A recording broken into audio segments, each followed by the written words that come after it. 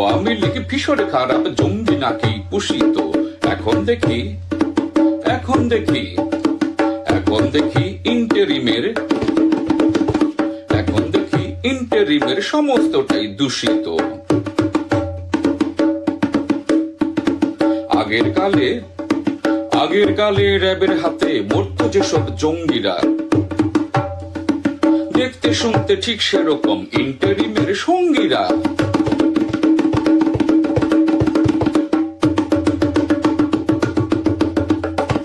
যখন যারে ভাল লাগে না জঙ্গি দিয়া জ্বালাইয়া, জনতা আর ছাত্রগুলোর নামেই দেবে চালাইয়া।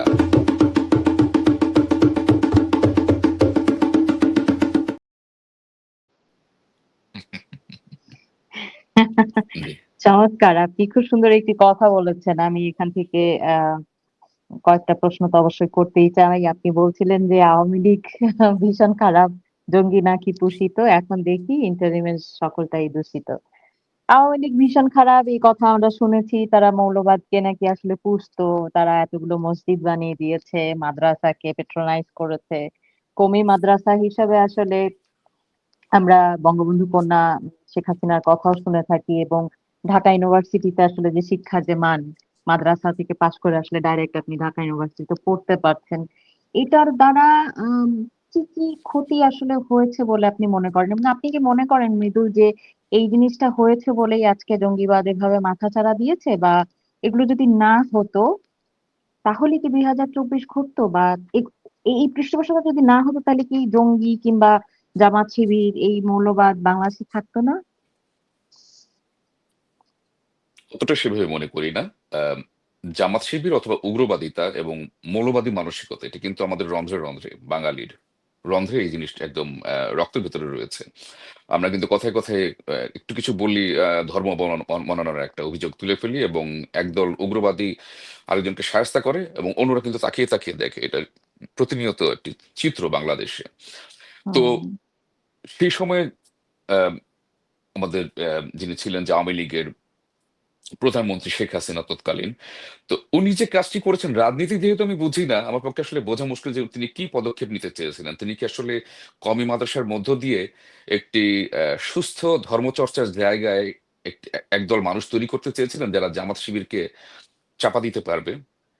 হ্যাঁ, আমি তার রাজনীতি এই জায়গাটি জানি না। আমার কাছে মনে হয়েছে যে হয়তো সেটাই ওনার লক্ষ্য ছিল, যে ওই কাজটা এখন ভুল না সঠিক। আমি আমি ভুলটা যেটা দেখতে পাই, এখন আমি দৃশ্য যেটা দেখতে পাচ্ছি, যে সেই কওমি মাদ্রাসায় যারা বেড়ে উঠেছে একটি বিশাল অংশ, যে আচমকা আপনি যদি লটারিতে $1 মিলিয়ন পেয়ে যান, তাহলে আপনি কি করবেন? আপনি একটি অত্যন্ত দুষ্ট লোকে রূপান্তরিত হবেন, যে লোকটি হচ্ছে যথেচ্ছ টাকা খরচ করবে। হ্যাঁ, এখানে এটা করবে, ওইটা করবে, এটা কিনে ভাঙবে, ওটা করেই করবে, এবং আপনাকে আপনার মনটাও খাটো করে দেবে। আপনার বাচ্চা আপনাকে বলবে যে আমি এটা কিনতে পারছি না বাবা, ওর ওই যে আমার বন্ধু তো এটা কিনছে, কারণ বাবা লটারিতে টাকা পেয়ে গেছে। ওরা কিন্তু আপনার মধ্যে ছিল। তো ব্যাপারটা হচ্ছে এরকম যে কমি মাদ্রাসার মধ্য দিয়ে এই যে ওরা খুব দ্রুত লেখাপড়ায় উঠে যাচ্ছে, বিশ্ববিদ্যালয়ের সমমর্যাদার সার্টিফিকেট পেয়ে যাচ্ছে। এই ছেলে মেয়েগুলো কোথায় যাবে? ওরা বিদেশে যেতে পারবে না, ওরা বিদেশে পড়াশোনা করতে যেতে পারবে না, ওরা বাংলাদেশেও প্রাইভেট ইউনিভার্সিটিতে ভর্তি হতে পারবে না, আমার হুম। আমার জানা মতে। তো এরা ঢাকা বিশ্ববিদ্যালয় কতটুকু কি সুযোগ পাচ্ছে তাও আমি জানি না। তো ব্যাপারটা হচ্ছে যে আমার সার্টিফিকেট আছে, লেখাপড়া আছে, টাকা পয়সা আছে, কিন্তু আমি খরচ করতে পারছি না। আমার প্রচুর টাকা, কিন্তু এই টাকা দোকানে নেয় না। তাহলে এটা তো আমার জন্য আসলে খুব একটা মুশকিলের ব্যাপার। তাহলে এখন আমি হুম। কোথায় যাব? তো তখন এই মুক্তকচ্ছ মানুষগুলো হাতের কাছে যাকেই পাচ্ছে, যে বলছে, ওরে তুই ঘুরে বেড়াচ্ছিস আর ওদিকে যে তোর সর্বনাশ হয়ে গেল, তুই কি সেই খবর রাখিস? কি হচ্ছে হুম। ওই যে দেখ, ওই ওদেরকে মারছে, এই করছে, সেই করছে। হ্যাঁ, তো ওরা তখন এই আন্দোলনটাতে শরিক হয়ে গেল।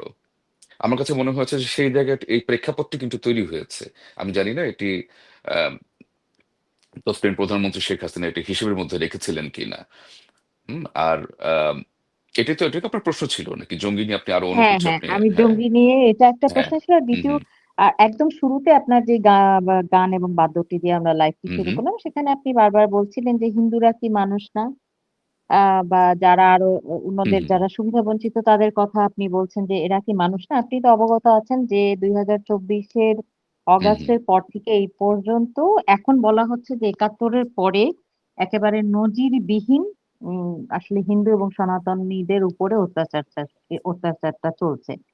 এই কারণেই হয়তো আপনি এই জিনিসটা বলেছেন। আমি যে কারণে আপনি হয়তো প্রশ্ন করেছেন যে হুম, হুম। হিন্দুরা আমি যে কি হ্যাঁ, আপনি মানেনি? বলেছেন জঙ্গি নাকি পুষিত। আওয়ামী লীগের নামে বলা জঙ্গি পুষিত যে কমই মাতা হ্যাঁ। হয়েছেন, কমই হুম, হুম, মাতৃশিক্ষা হুম। তুলেছেন।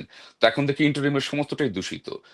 আপনি দেখুন যে আওয়ামী লীগের আমলে আহ, আমার কিন্তু প্রচুর ছড়া আছে, আমি দেখাতে পারবো। কেউ যদি ইতিহাস ঘাটতে চান আমি প্রচুর ছড়া দেখাতে পারবো যে সংখ্যালঘু নির্যাতন নিয়ে আমি লিখেছি, একের পর এক লিখে হুম। গেছি। আমি মনে করি না যে আর কোনো ছড়াকার সংখ্যালঘু নির্যাতন নিয়ে এত ছড়া লিখেছেন। হ্যাঁ, সেগুলো পাঠকরা অনেক গ্রহণ করেছেন, মনে সান্ত্বনা পেয়েছেন। লিখে আর কি হয়, পড়ে একটু সান্ত্বনা যে একটা মানুষ একটু প্রতিবাদ করেছে। হ্যাঁ, তো ওই সময় লিখেছি, অনেক সমালোচনা করেছি, অনেক ছড়া লিখেছি, অনেক কথা লিখেছি, অনেক কিছু লিখেছি এবং এগুলো বলেছি। তারপর তো মানুষ বেঁচে ছিল। আপনি এটা ভাবতে পারেন যে একজনকে ধর্ম অবমাননার দায়ে পিটতে পিটতে গাছের সাথে বেঁধে আগুন ধরিয়ে দিল প্রকাশ্য একটা বাজারের মধ্যে, সেটা না, পাশে এটা একটা ভাবতে হাইওয়ে পারি না। কিন্তু। এই দৃশ্য তো আমরা বাংলাদেশে দেখিনি। এটি হচ্ছে একটি উদাহরণ মাত্র। এরকম আরো অনেক ঘটনা ঘটছে। সেটা হচ্ছে সবচেয়ে ভয়ংকরতম। কিন্তু ভিতরে, ভিতরে অনেক নির্যাতন করা হচ্ছে, টাকা-পয়সা নেওয়া হচ্ছে, ছিনতাই করা হচ্ছে, মেয়েকে তুলে নিয়ে আ ধর্ষণ করে ফেলছে। ও সামাজিকতার ভয়ে ওরা বলতেও পারছে না। কিছু হলে আমার এক বন্ধু আমাকে আমি লিখেছি, আমি যখন ছড়া লিখেছি সংখ্যালঘু হুম, নির্যাতনের নিয়া, আমার স্কুল ফ্রেন্ড হুম। আমাকে একজন এসে ও বলছে যে বলে যে তোমরা এসব কথা বলো, আমরা জানি হিন্দুদের মনে আসলে কি আছে। ওরা তো সবসময় ইন্ডিয়া যাওয়ার জন্য রেডি থাকে। ওরা মোদিকে ওদের বাবা মনে করে। আমার সেই ঠিক। বন্ধুটা কিন্তু আওয়ামী লীগও করে আবার। আমি শুনেছি ও আমার পাড়াতে, ওর সঙ্গে দেখা নেই অনেক বছর। ফেসবুকে তখন সবাই সবার সাথে যোগাযোগ হয়ে যায়। এটা আরেকটা সমস্যা হয়েছে। যে রোমান্টিসিজমের উম একটা জায়গা ছিল যে পুরোনো বন্ধুর সঙ্গে দেখা হবে। সেটা অবশ্য ভালোও হয়েছে একদিক থেকে। ওর সঙ্গে দেখা হলে আমি কি বলতাম ওর সঙ্গে। তো সেই বন্ধু এসে আমার এখানেই কমেন্ট করছে। ওকে আমি ব্লক করে দিয়েছি। তো আমি ওকে শুধু বললাম যে তুমি আহ এই ধারণা পোষণ করো তোমার মতো আমার ছোটবেলার বন্ধু এরকম একটা বর্ণবাদী ইতর, ভাবতেই আমার ঘেন্না হচ্ছে। তোমাকে ব্লক করে দিলাম, তুমি তোমার নর্দমায় বেঁচে থাকো। যে নর্দমায় তুমি বড় হচ্ছ ওইখানেই বেঁচে থাকো। দিলে হ্যাঁ, সেখানটাতেই বেঁচে হ্যাঁ। থাকবো। তো আপনি দেখেন যে এদের কোনো ভ্রুক্ষেপ নেই, কোনো বিকার নেই। আমাদের যে মৌলবাদী মানসিকতা, এখানে এটার কিন্তু অনেক ট্রিটমেন্ট দরকার। আমরা কিন্তু শিখ, আমাদের জাতির মধ্যে কিন্তু একটা বিশাল সিকনেস আছে। ধর্মীয় কথা বলে আপনি আমরা কিন্তু তেড়ে ফুঁড়ে উঠি। না, না, না, না। ওই যে যখন ব্লগারদেরকে হত্যা করা হচ্ছিল নাস্তিক আখ্যা দিয়ে ২০১৩ তখন তো আওয়ামী লীগ ক্ষমতায়। কি হচ্ছিল? এবং তখন দেশের মানুষকে, আমি আওয়ামী লীগ ঠিক বাদ দিলাম। সাধারণ আপামর জনসাধারণের চিন্তাভাবনা কি? প্রচুর মানুষকে আমি পেয়েছি। সাথে, সাথে আমাদেরকে লোকেট করেছে যে এরা কারা। ওরা বলে যে, "না, এটা তো হত্যা করাটা উচিত না। তবে, কিন্তু" ওই যে তবে কিন্তু, উনি তবে কিন্তু আসলে কথাটা হবে, হ্যাঁ। তবে কিন্তু। উনি আসলে ধর্ম নিয়ে যে কটূক্তিটি করেছেন, এটি না করলেও পারতেন। এইটা দেখার পরে ওই জঙ্গি ওরা তো খারাপ, বোঝেন তো। ও কি আর না মেরে পারে? মানে জঙ্গিটি হচ্ছে যেন তার ছোট ছেলেটি, যে ওই লাল রঙের গাড়িটা কি না নিয়ে পারে? কেন বাবা তুমি খেলনাটা সামনে সাজিয়ে রেখেছো? তো ছোট বাচ্চা মানুষ, খেলনাটা দেখলে তো চাইবেই। যখনই শুনেছো বাসায় আসছে তুমি খেলনাটা একটু তুলে রেখে দিতে, তাহলে তো দেখতো না, আজকে এই ঝামেলাটাও হতো না। ভঙ্গিটা হচ্ছে ঠিক এরকম। এই হচ্ছে আমাদের আশেপাশের শিক্ষিত মানুষদের মানসিকতা। তো এখানে আসলে শেখ হাসিনাও না, খালেদা জিয়াও না, বা অন্য কোনো নেতা নেত্রীর ব্যাপারটাও না। আমাদের মনের ভিতরে বিশাল একটা বিষ, বিশাল একটা স্লো পয়জন আমাদের মনের ভিতরে কাজ করে। এই ধর্মীয় উগ্রবাদিতা থেকে আমাদেরকে বের হতে হবে। এই জন্য মনে করি যে ধর্মীয় সংস্কারটা, সরি দুঃখিত, সাংস্কৃতিক যে আন্দোলনটা সেটা খুব দরকার এই সংস্কারের জন্য।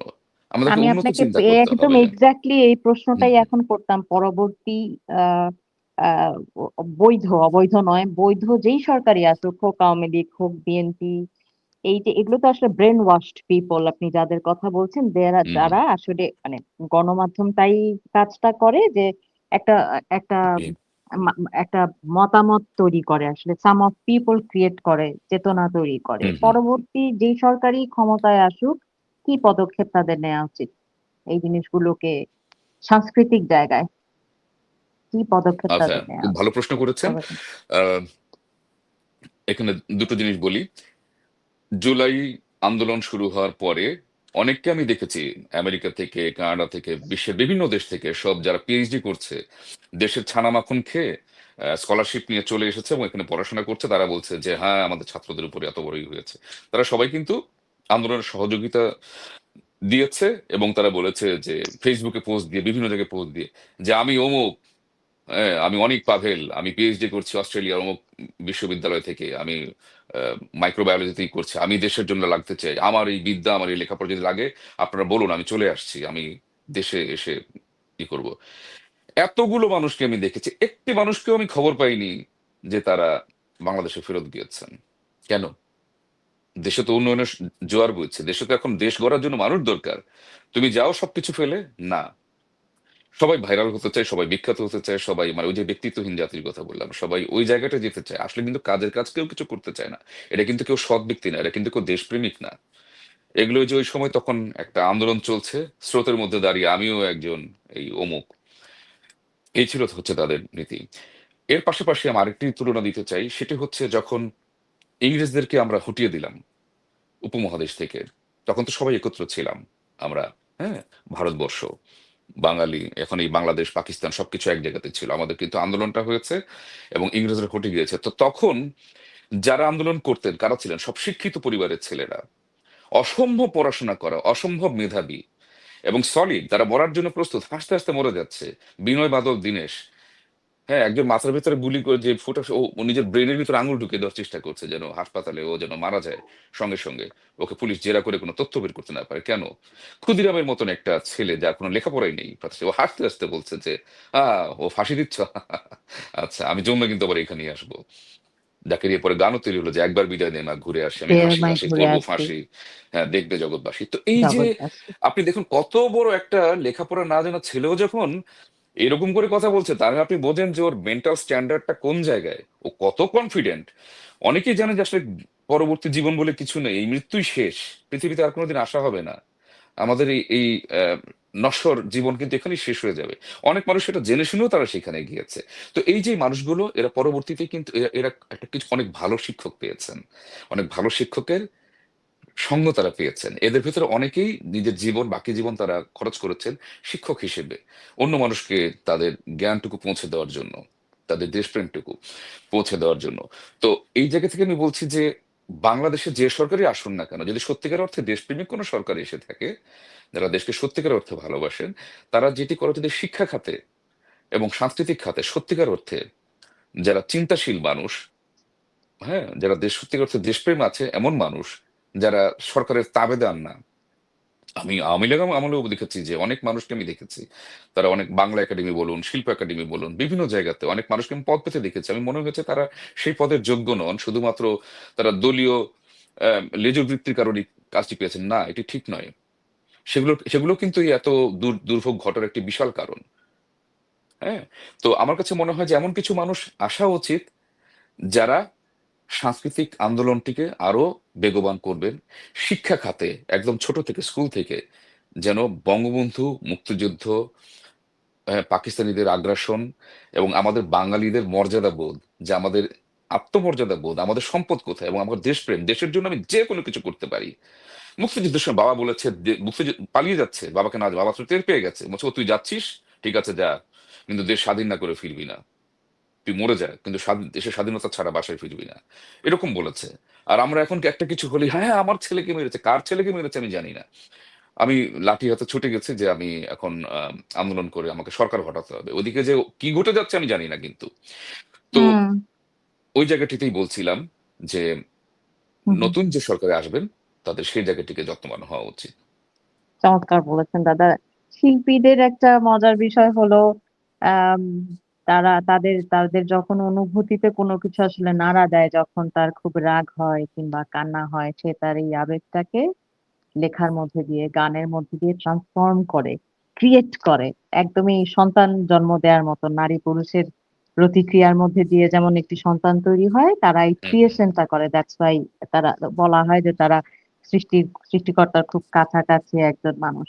আমি আপনাকে যেই প্রশ্নটা করতাম, সেই প্রশ্নটি একজন এখানে অলরেডি করেছে, আর তার আগের আমি যে বর্ণনাটা দিলাম, আপনি প্রশ্নটা শুনলেই বুঝতে পারবেন। লিখেছে, ওরে ঈশ্বর, কি কণ্ঠস্বর! ভাই, এত অনন্যভাবে কণ্ঠস্বর উঁচু করার জন্য তোমাকে কি অনুপ্রাণিত করেছিল? এদের ব্যাস। আমাকে কি অনুপ্রাণিত করেছিল, এটা তো খুব মুশকিলের প্রশ্ন।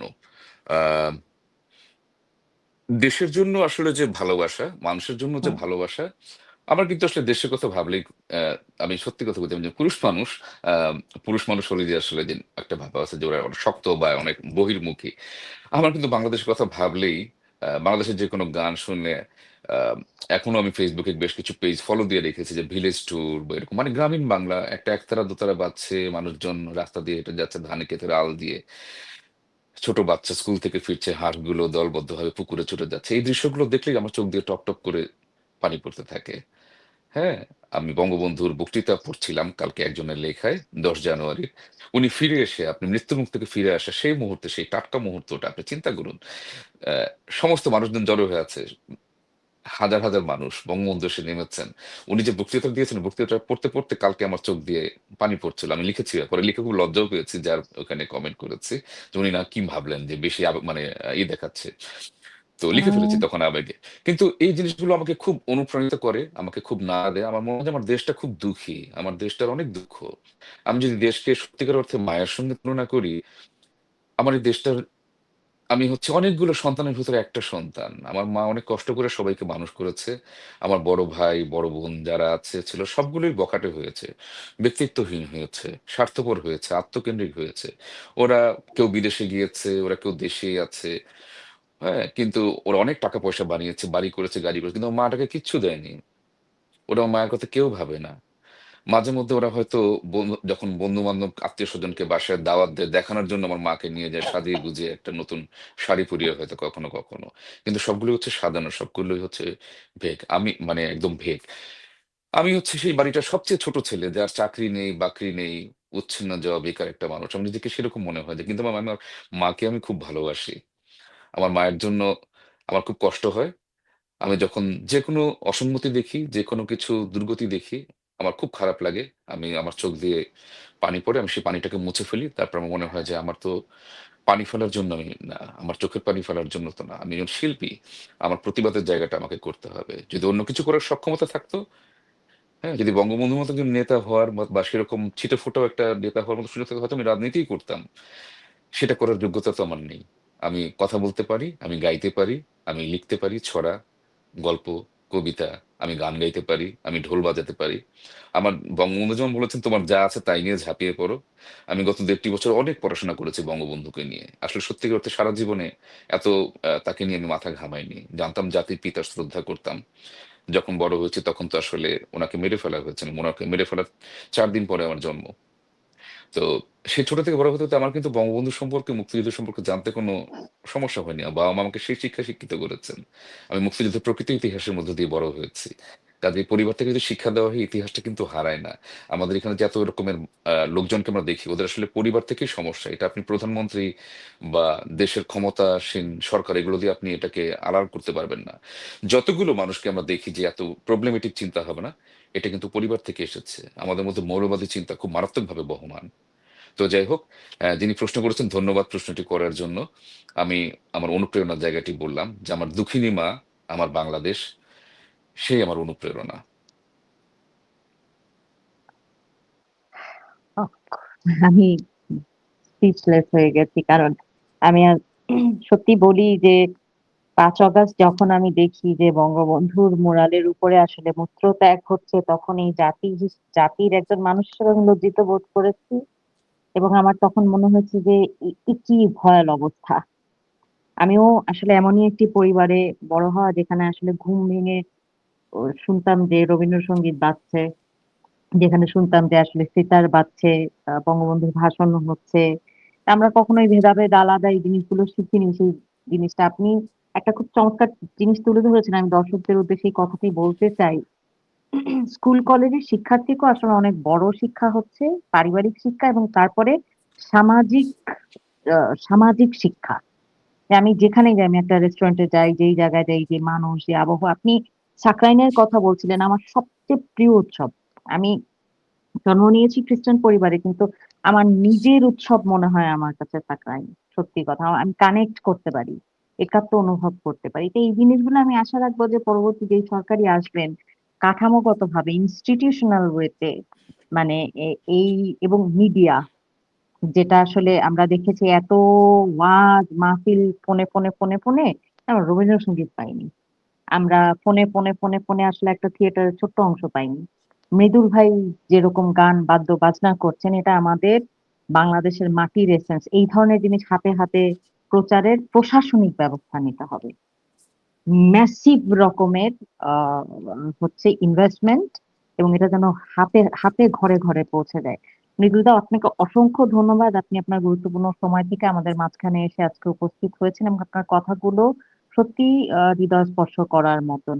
সবচেয়ে সত্য সুন্দর কথা বলেছেন যে এই দেশ আমার মা। আমি যেমন সবসময় বলি সবকিছুর ঊর্ধ্বে বাংলাদেশ, আমার কান্না পায়। আমি যতবার আমাদের জাতীয় সঙ্গীত শুনি আমি কাঁদি। আপনার কথা শুনতে শুনতেও আমি ইনফ্যাক্ট কেঁদে ফেলেছি। আপনার এই শিল্পকর্ম, শিল্পচর্চা, শিল্পের মধ্যে দিয়ে প্রতিবাদ জারি থাকুক। এবং আমি একটু বিস্মিত হচ্ছি আপনার এই কথা বলার কারণে আপনাকে হয়তো বন্ধুচ্যুত হতে হচ্ছে, আপনাকে হয়তো সার্কেল হারা হতে হচ্ছে, অনেক কিছু আসলে আপনার জীবন থেকে মাইনাস হয়ে যাচ্ছে। তো এই কনসিকুয়েন্সেস গুলার পরও আপনি যে কথা বলে যাচ্ছেন, আমি আপনাকে বিশেষভাবে ধন্যবাদ জানাই। লাস্ট একটি কথাই আপনার কাছে জানতে চাইবো, এই মুহূর্তে আমাদের সঙ্গে যে দর্শকরা উপস্থিত রয়েছেন এবং পরবর্তীতে যারা আরো অনেকে দেখবেন, দেশবাসীর উদ্দেশ্যে আপনার কি বলবার আছে? দেশবাসীর উদ্দেশ্যে যে একটি কথাই বলার আছে, যে মৌলবাদিতাকে জায়গা দেওয়া যাবে না, উগ্রবাদিতাকে জায়গা দেওয়া যাবে না। এবং যদি কোনো বিভ্রান্তি আসে, চোখ বন্ধ করে মনে করতে হবে যে 1971-এ আমরা মুক্তিযুদ্ধ করেছি, মুক্তিযুদ্ধ করার পরবর্তী মুহূর্তটি কি ছিল, আমরা দেশকে গড়ে ঠিক কোন জায়গায় নিতে চেয়েছিলাম। হ্যাঁ, আমরা একটি ধর্মনিরপেক্ষ, একটি সমাজতান্ত্রিক রাষ্ট্র তৈরি করতে চেয়েছিলাম, যেখানে প্রত্যেক ধর্মের মানুষের সহাবস্থান থাকবে। আমরা কেউ শুধু ধর্ম বলে কথা না, উঁচু নিচু, ধনী গরিব, শিক্ষিত অশিক্ষিত, আমরা সবাই সবাইকে ভালোবাসবো, সবাই সবার জন্য ভালো করার চেষ্টা করবো, আমরা ভাগাভাগি করার চেষ্টা করবো। আমার অনেক উদ্বৃত্ত আছে, আমার উদ্বৃত্ত টাকাটা, খাবারটা আমি আরেকজনের সাথে ভাগ করব। আমি লাঞ্চ খাচ্ছি, আমার পাশে মানুষটি হয়তো এক শুকনো একটি রুটি নিয়ে এসেছে, আমি থালা ভরা ভাত নিয়ে এসেছি, আমার ভাত থেকে আমি তাকে একটু ভাগ দেবো। এটি হচ্ছে বাঙালি হিসেবে বাঙালির প্রতি যে মানসিকতা, সেটাই হওয়া উচিত। আমার কথাটা খুব বড় কিছু করা দরকার নেই, বিপ্লব করা দরকার নেই, আমরা এসব থেকে দূরে থাকি। আপনি আপনার নিজস্ব যে সার্কেল, নিজস্ব যে পরিধি, তার মধ্যে একটি দুটি মানুষকে সহায়তা করুন, একটি দুটি মানুষকে নিয়ে ভাবুন, তাকে বোঝান, তাকে সচেতন করার চেষ্টা করুন। তার যদি কোনো অসঙ্গতি থাকে, কোনো যদি অসুবিধা থাকে, তাকে সেই সহযোগিতাটুকু দিন। এরকম ছোট ছোট আকারে একটু একটু ছোট স্টেপের মধ্য দিয়েই একজন প্রকৃত বাঙালি হওয়া সম্ভব। এবং একটি একটি বাঙালি মিলে কিন্তু একটা গোটা বাংলাদেশ একসময় গড়ে উঠবে। আপনি নিজে সশিক্ষিত হন, অন্যকেও সঠিক শিক্ষাটি দেওয়ার চেষ্টা করুন। উগ্রবাদিতা, মৌলবাদিতা শেখাবেন না, এগুলো পরিহার করুন। এগুলো কখনো ভালো কিছু বয়ে নিয়ে আসে না, এগুলো ধর্মের কোনো মর্যাদাও তৈরি করে না। এটি মাথায় রাখবেন। চমৎকার মৃদুলদা, খুব সুন্দর কথা বলেছেন। আর আমি সকলকেও অনুরোধ করব যে বাংলা ভাষায় প্রার্থনা করবেন। মানে ওই যে অনেকে বলে না যে অমুক দেশের ভাষা ওইখানে একটু হুম বেশি হুম হুম সব হবে না, হুম হুম সৃষ্টিকর্তা আপনাকে যেখানে জন্ম দিয়েছে ওইটাই আপনার জন্য নির্ধারিত। আর আমি সৃষ্টিকর্তাকে ভালোবাসবো, তার সৃষ্টিকে ভালোবাসবো না তা হয় না। কে কোন ধর্মে আসলে জন্ম নিচ্ছে সেটা তো সৃষ্টিকর্তাই আসলে ডিফাইন করে দিচ্ছে। তো নিজের ভাষাকে ভালোবাসুন, সংস্কৃতিকে ভালোবাসুন। ওই যে বলে না, আমি অনেক সময় আমার অনেক বন্ধুকে, বন্ধু বলবো না তাদেরকে আসলে, বাট আবার পরিচয় দিতে বন্ধু বলতে হয় মৃদুলদা, আমার নাম শুনে বলবে তুমি কি হিন্দু? আমি যদি বলি এক গ্লাস জল দাও, বলে তুমি কি হিন্দু? আমি বলি কেন ভাই? এই যে জল শব্দটা বলেছি এটা হিন্দু, পানি হুম বললে আমি মুসলমান। তো এই যে মানুষকে ডিফাইন করা। এবং একটা অদ্ভুত কথা বলি, একদিন আমাকে নিতে এসছে একজন, এবং আমি একটা জায়গায় যাব বনানীতে, তো আমি গাড়িতে উঠেছি। তো বলছে যে আপনার মানে আমি একটা অয়েল ইউজ করেছি, হার্বাল অয়েল। বলছে যে হিন্দু হিন্দু গন্ধ আসে। আচ্ছা। অন্তর থেকে। তো এইসব জায়গা থেকে বেরিয়ে আসুন, সংস্কৃতির সাথে ধর্মকে মিলাবেন না। সংস্কৃতি সম্পূর্ণ ভিন্ন একটা জায়গা। মৃদুলদা, সুস্থ থাকুন, ভালো থাকবেন, আপনার প্রতিবাদ এবং এই শিল্পচর্চা জারি থাকুক। আবারও আমাদের সঙ্গে লাইভে আসবেন। আহ সকলে সুস্থ থাকবেন, নিরাপদ থাকবেন, দেশকে ভালোবাসবেন, নিজের ভাষাকে ভালোবাসবেন, সংস্কৃতিকে ভালোবাসবেন। জয় বাংলা, জয় বঙ্গবন্ধু, বাংলাদেশ চিরজীবী হোক। জয় বাংলা, জয় বঙ্গবন্ধু। আপনার